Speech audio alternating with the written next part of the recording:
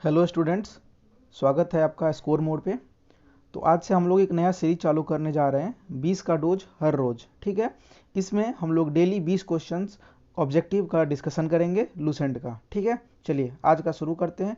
तो आज का हम लोगों का टॉपिक है गर्मपंथी या उग्रवादी चरण। इसके हम लोग आज 20 क्वेश्चंस का डिस्कशन करेंगे। ठीक है, फर्स्ट क्वेश्चन है कि भारतीय राष्ट्रीय आंदोलन के 1905 से 1917 की अवधि को क्या कहा जाता है?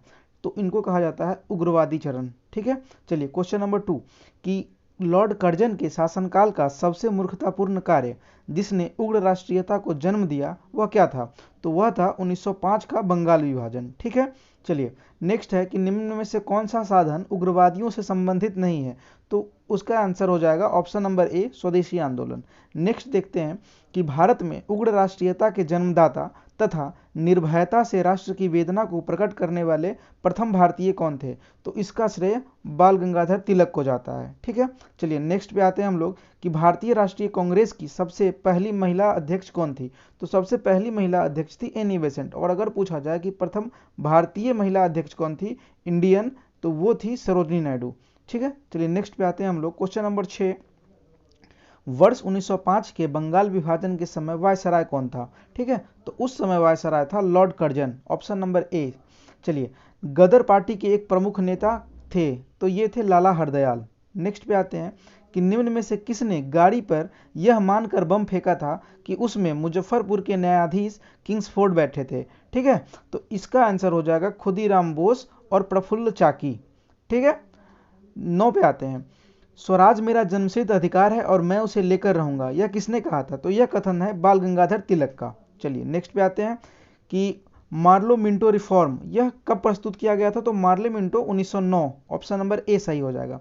सेकेंड है कि भारतीय परिषद अधिनियम 1909 का सर्वग्राह्य नाम क्या है? हमने जस्ट अभी देखा कि यह मार्लो मिंटो सुधार था, ऑप्शन नंबर सी। नेक्स्ट पे आते हैं कि सांप्रदायिक निर्वाचन क्षेत्रों की पद्धति की शुरुआत भारत में किसके द्वारा हुई थी? तो सांप्रदायिक जो निर्वाचन है यह मार्लो मिंटो रिफॉर्म से शुरू हुई थी और यह आगे 1919 के मॉन्टेग्यू चेम्सफोर्ड सुधार में इसका और भी विस्तृत रूप आया था। चलिए क्वेश्चन नंबर 13 है कि भारत में गर्मदलीय आंदोलन का पिता किसे कहा जाता है? ठीक है, तो गर्मदलीय आंदोलन का पिता कहा जाता है बाल गंगाधर तिलक को।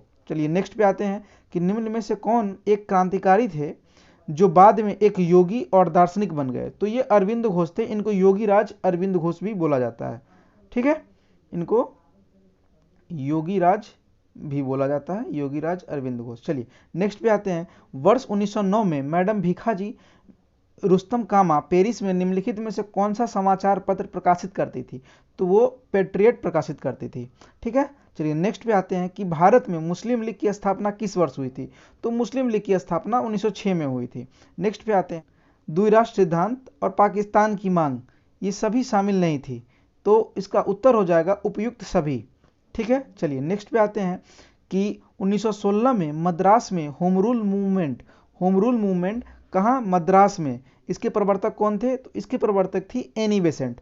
ठीक है, चलिए नेक्स्ट पे आते हैं हम लोग कि बाल गंगाधर तिलक द्वारा शुरू की गई साप्ताहिक पत्रिका कौन थी? तो वह थी केसरी।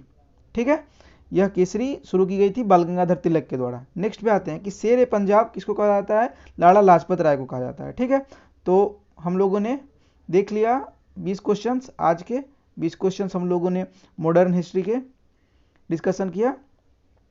नेक्स्ट टॉपिक में हम लोग नेक्स्ट 20 क्वेश्चंस डिस्कशन करेंगे। तो कीप अपडेटेड, सब्सक्राइब करिए चैनल को और बने रहिए।